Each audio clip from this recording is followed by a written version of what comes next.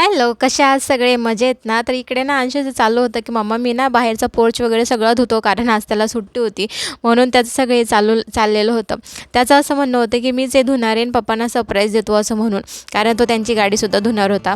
ते झाल्यानंतर मग मला अंघोळ करायची होती, पण अगोदर म्हटलं केसांना ऑइलिंग करायची होती, पण ना मी रात्रीच करणार होते, परंतु माझ्या लक्षातच नाही राहिलं. आणि माझं नेहमी असंच होतं, जेव्हा मला ऑइलिंग करायचं विसरून जाते मी, म्हणून मी सकाळीच करते. केसांना चांगलं ऑइल लावून घेते आणि त्यानंतर मग इकडे अंघोळ वगैरे केली, देवपूजासुद्धा करून घेतली. म्हटलं आज महाशिवरात्री आहे, त्या निमित्ताने का होईना आपली देवपूजासुद्धा होऊन जाईल. सगळे झोपलेले होते, म्हटलं मग चला आपणच देवपूजा करून घेऊयात पटकन. आणि त्यानंतर मला नाश्तासुद्धा बनवायचा होता. मी इकडे दूध वगैरे घेणारच होते. अंशू झोपेतून उठला आणि त्यानंतर मग कसं असं लहान मुलं उठल्यानंतर त्यांना जरा घ्या, मग त्यांचा ब्रश वगैरे करा आणि त्यांना जे पाहिजे ते द्या, मग त्याच्यात जरा वेळ जातो मग आपला.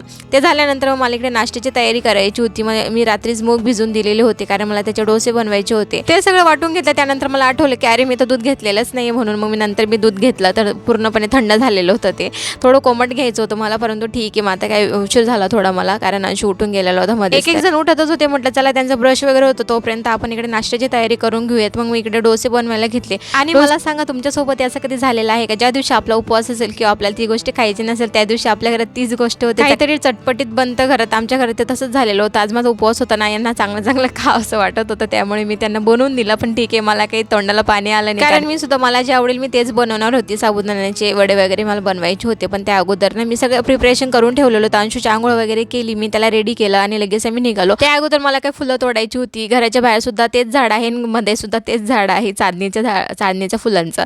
मग बाहेर थोडेसे फुलं उरलेले होते, कारण की महाशिवरात्री असल्यामुळे ना बरेच लोक येऊन ते फुलं तोडून गेलेले होते. परंतु लकीली मला 2-3 त्याच्यात भेटूनच गेले आणि आतमध्ये जे झाड आहे त्याच्यातले कोणी तोडलेले नव्हते, म्हणून ते सुद्धा मी घेतले. आणि त्यानंतर आम्ही आलो मी इकडे मंदिराजवळ. तर भरपूर अशी गर्दी होती. घुसल्याबरोबर समजलं की खूप जास्त गर्दी आहे, म्हणून त्या अगोदर मी इकडे पूजेचं साहित्य घेऊन घेतलं आणि बाकीचे साहित्य पाणी वगैरे ते मी घरूनच आणलेलं होतं. आणि अंशूचे पप्पासुद्धा आलेले होते, म्हणून त्यांच्याबरोबरच येते मी नेहमी. आणि त्यांना ड्युटी करून आलेले होते ते. म्हटलं चला मग पटकन आपण जाऊयात. उशीर तर झालेला होता मला मंदिरात येण्यासाठी, परंतु तरीसुद्धा एवढी गर्दी होती ना की प्रचंड गर्दी होती. म्हणजे सकाळी किती गर्दी असेल हाच विचार मी करत होती. आणि इकडे आल्यानंतर थोडे आम्ही फोटोज वगैरे घेतली आणि मध्ये जाण्यासाठी तर बरीच गर्दी होती. 2 मिनटंसुद्धा बसू देत नव्हते ते. तरीसुद्धा म्हटलं चला अंशूचे पप्पा आणि आम्ही दोघं मध्ये गेलेलो होतो आणि आम्ही दोघांनी मिळून पूजा केली आतमध्ये. आणि त्यानंतर बाहेर आलो आणि बाहेर आल्यानंतर मग आम्हाला काही फळं घ्यायची होती, ते आम्ही घेतले. त्यानंतर घरी आली. घरीसुद्धा माझा जो अर्धा स्वयंपाक मी करून गेली होती, तो अर्धा तासाचा तसा पडलेला होता, तोच मी इकडे करायला घेतला. अंशूच्या पप्पांसाठी काही भाजी पोळी बनवायची होती बाकीच्यांसाठी, ते सुद्धा मी इकडे बनवून घेतलं. आणि त्यानंतर मला साबुदाण्याचे वडे जे मी प्रिपरेशन म्हणजे अर्धच करून गेलेली होती, फक्त काय बटाटे वगैरे उकळून गेलेली होती, मग ते मला इकडे बनवायचे होते.